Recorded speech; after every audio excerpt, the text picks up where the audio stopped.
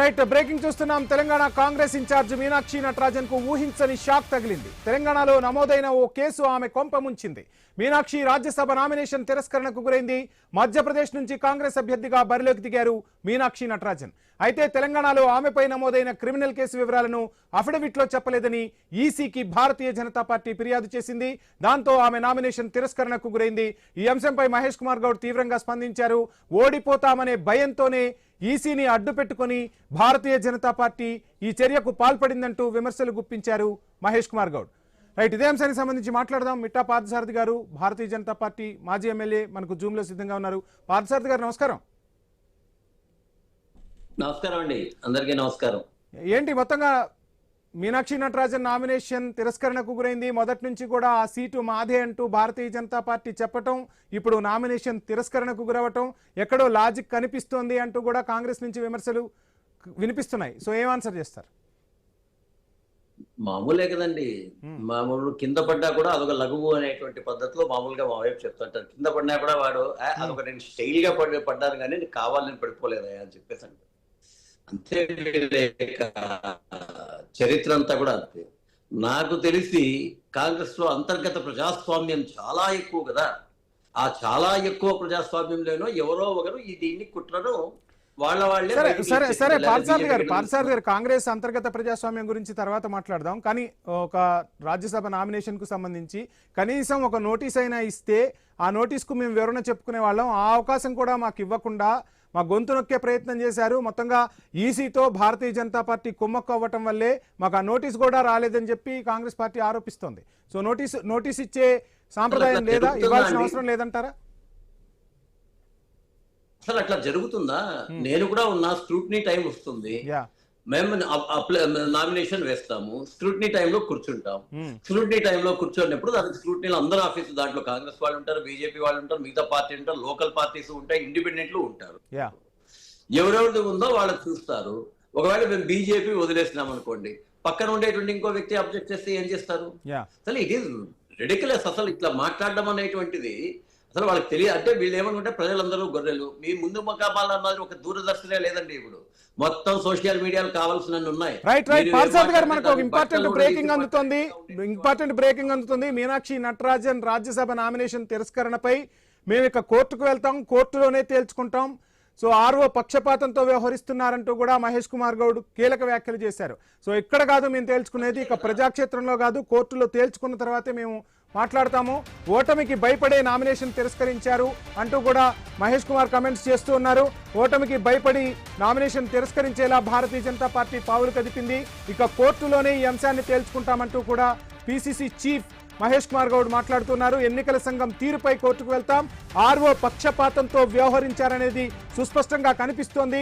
Notice ఇస్తే సమాధానం చెప్పేవాళ్ళం, notice ఇవ్వకుండా కూడా భారతీయ జనతా పార్టీ అడ్డుకుంది అనేది మహేష్ కుమార్ గౌడ్ కమెంట్స్. ఏం మాట్లాడతారు, ఏం చెప్తారు ఆన్సర్?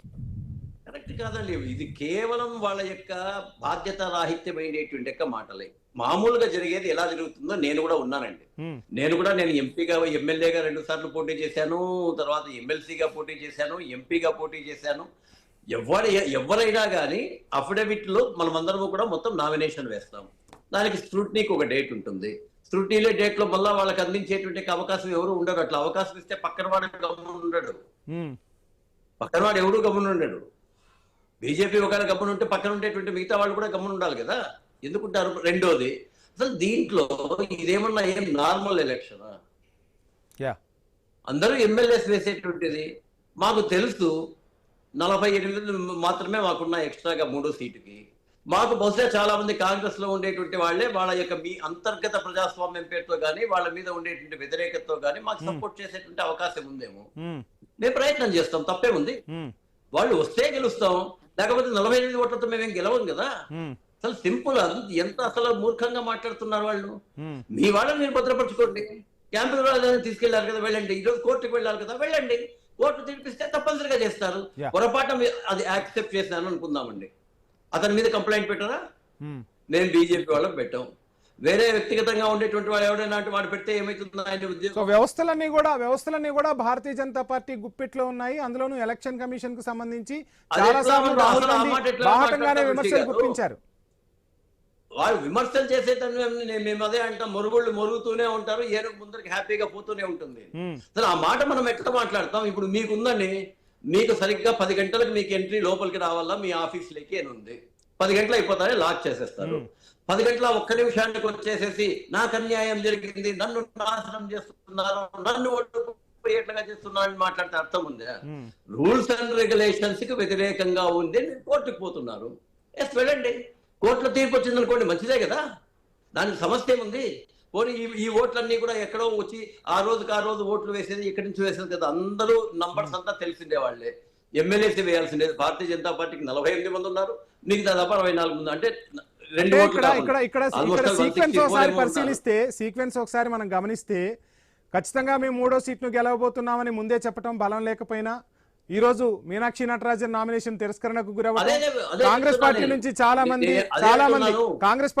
చాలా మంది మా వైపు చూస్తున్నారని చెప్పటం, ఈ సీక్వెన్స్లన్నీ కూడా ఒక గేమ్ ప్లాన్ గా భారతీయ జనతా పార్టీ చేసింది అనేది స్పష్టంగా కనిపిస్తోంది అంటున్నారు. ఏమంటారు? గేమ్ ప్లాన్ అంటే మీకుండే క్రిమినల్ కేసులు వాళ్ళకి తెలియవా? బహుశా ఇప్పుడు మీనాక్షి నటరాజన్ గారే ఏమన్నా కావాలని చెప్పేసి అట్లా చేశారా? లేకపోతే మీనాక్షి నటరాజన్ గారి ఫారం ఫిల్అప్ చేసేటువంటి వాళ్ళే అట్లా చేశారా? లేకపోతే రాహుల్ గాంధీని ఎట్లాగో మనం ఓడిపోతాం, అక్కడ ఉండేటువంటి వాళ్ళందరూ కూడా ఓటేస్తున్నారు కాబట్టి నువ్వు తప్పుకో తల్లి, లేకపోతే మనకు ఉండేటువంటి అవమానం ఇప్పటికే పశ్చిమ బెంగాల్లో 0 అయినాం, అన్ని చోట్ల 0 అయినాం, ఇక్కడ కూడా పోయిందంటే ఉన్న పరువు కూడా పోతుంది, ఆయన ఏమైనా ప్లాన్ చేశాడేమో, ఆయనే ప్లాన్ చేసిండొచ్చు కదా. ఇప్పుడు మీరు అన్నట్లుగానే చాలా మంది బీజేపీ వైపు చూస్తున్నారు అనేటువంటిది కామన్ థింగ్. ఇప్పుడు పశ్చిమ బెంగాల్లో ఎట్లా వస్తున్నారు అడుగుతున్నారు. కాకపోతే అసలు ఇప్పుడు దేశం మొత్తంలో కూడా పశ్చిమ బెంగాల్ తరువాత భారతీయ జనతా పార్టీకి అనూహ్యమైన స్పందన వస్తుందా? భారతీయ జనతా పార్టీని చూసి భయపడుతున్నారా? పార్థసారథి గారు స్పందన వస్తుందా భారతీయ జనతా పార్టీని చూసి? భారతీయ జనతా పార్టీ అగ్రనాయకత్వాన్ని చూసి భయం అనేటువంటిది కాదండి. భయం ఎమ్మెల్యేలు భయపడతారా? ఎమ్మెల్యేలు అట్లా భయపడే వాళ్ళందరినీ మీరు ఎమ్మెల్యేలుగా పెట్టారా? వాళ్ళే భయపడాల్సి ఉంటుంది. రకరకాల కేసులు రకరకాల అంశాలు వాళ్ళకి ముడిపడి ఉంటాయి కాబట్టి. ఏమన్నా ఉండేవండి, ఎవడు భయపడ్డు. న్యాయ వ్యవస్థలో కావాల్సిన చట్టంలో ఉన్నటువంటి రుసుములు చాలా ఉన్నాయి. అట్లా నిజంగా భయపడేటువంటి పరిస్థితి ఏ యొక్క ఇరాన్ లోనో, ఇరాక్ లోనో, అబుదాబిలోనో, దుబాయ్లో ఉన్నట్లుగా కఠినమైన శిక్షలు ఉంటే ఎవ్వడు కూడా ఈ తిక్క పనులు చేయడం. అన్నిటికన్నా ముందు ఫస్ట్ మీ వైఫల్యాన్ని ఒప్పుకోండి.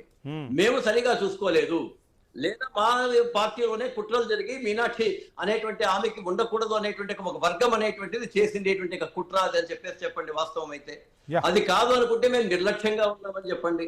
ఆ నిర్లక్ష్యానికి ఏమన్నా అవకాశం ఉందేమో అని చెప్పేసి ఈసీ కమిషన్ అడగండి. కమిషన్ ఏమి ఇవ్వలేదనుకుంటే మీరు ఈ రోజు ఏం చెప్తున్నాం, చాలా చక్కగా కోర్టుకు పోతామన్నారు. రైట్ అండి. పార్థసారథి గారు చూద్దాం మీనాక్షి నటరాజన్ వ్యవహారం